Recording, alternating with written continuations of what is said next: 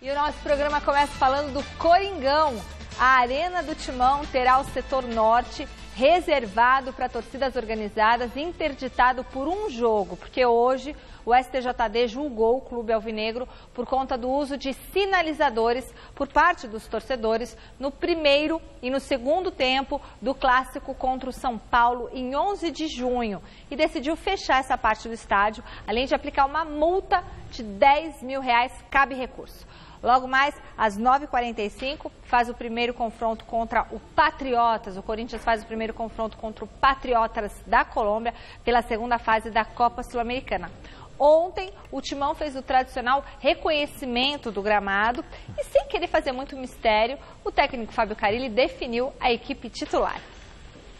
Cássio, Fagner, Balbuena, Pablo e Moisés, Gabriel, Camacho, Marquinhos, Rodriguinho, Romero e Casinho. Com a escalação na ponta da língua, Fábio Carilli definiu a equipe que enfrenta logo mais o Patriotas.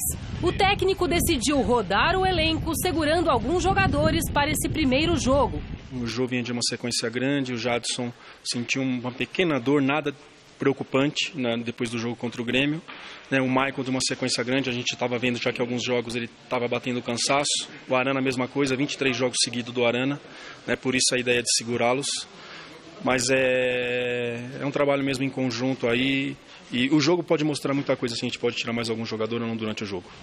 O time colombiano pode ser desconhecido para grande parte dos torcedores, não para o treinador corintiano. Fábio Carilli mostrou muito entendimento sobre o adversário. É um time de imposição física, característica dos jogadores colombianos, de força. A última partida deles foi dia 30 de maio, fizeram um jogo treino agora recente. Dos titulares saiu um jogador só, que foi negociado com o México. Então a gente mostrou lances dos últimos jogos deles no Campeonato Colombiano. É um 4-3-3, uma equipe que joga com 3 volantes, que alterna bem a saída dos laterais, bem definida, bem treinada, e a gente já passou isso para os nossos atletas. Ainda no meio da temporada, mas com 2 competições sendo disputadas em alto nível, o técnico do Corinthians já começou a responder perguntas sobre priorizar um ou outro campeonato. Pouco cedo para falar ainda, se a gente estivesse numa parte final de Campeonato Brasileiro e priorizar assim, mas é muito cedo, muita coisa pode acontecer. Temos uma ótima vantagem no Campeonato Brasileiro, mas nada definido. Faltam 28 rodadas, muita coisa, mas ali na frente sim, a gente pode pensar em algo. Mas nesse momento não. Quais são as variáveis para que você defina esse tipo de prioridade? Puxa, é muito cedo para falar disso para quem pensa de jogo a jogo, entendeu? Vai depender se a gente vai ter semanas abertas ali na frente ou não, que nem a semana que vem vai ser uma semana boa para recuperação. Nós jogamos contra a Ponte só no sábado, então a partir dali você começa a contar a sequência de jogos dos jogadores, É muito cedo para falar assim, a partir de quando. Se der para a gente levando os 2 forte, focado, a gente vai até o final.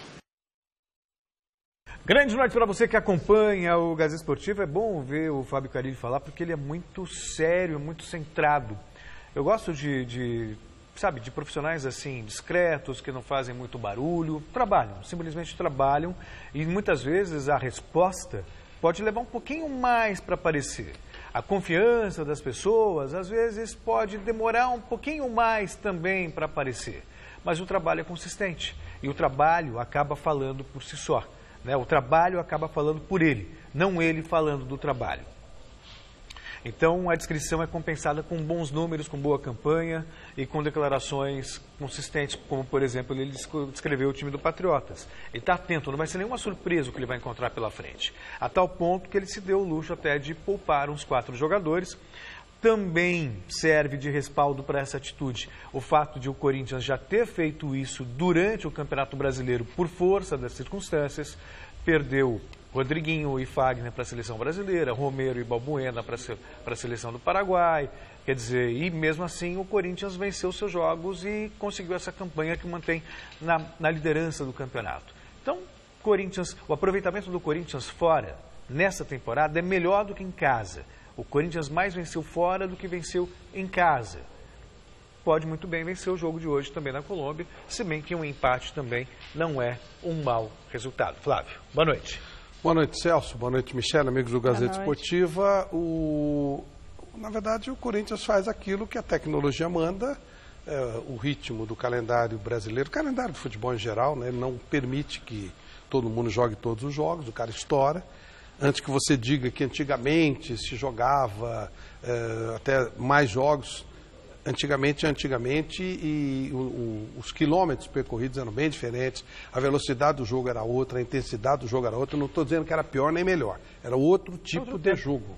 Era outro tipo de jogo. Então hoje realmente ao trauma, aquela história também, né? No vôlei, no basquete, o cara joga todo dia. São esportes diferentes, o espaço percorrido é menor e então você não consegue que o jogador atue. E hoje você tem testes que vão detectar contusões, e aí você perde o jogador por mais tempo. Então o Corinthians está fazendo o trabalho certo, vai jogar com esse Patriotas aí. Eu não tenho o menor temor, afinal de contas o Corinthians não é de perder para time menor. Há uns anos atrás falaram negócio de Tolima, de Guarani do Paraguai, tudo bobagem, passamos fácil. Mas ai, meu Deus do céu. Foi? Não, nada. Aniversário do Celso hoje. Até quando a gente elogia, parabéns, Celso. Parabéns, Celso Cardoso, gente. Parabéns, pessoas ao erro. A turminha toda aqui faz aniversário, tudo, garrafa, Celso, uma leva só. Devia também ter errado o dia do seu aniversário também. Ai, gente, ele cismou que o aniversário dele é amanhã.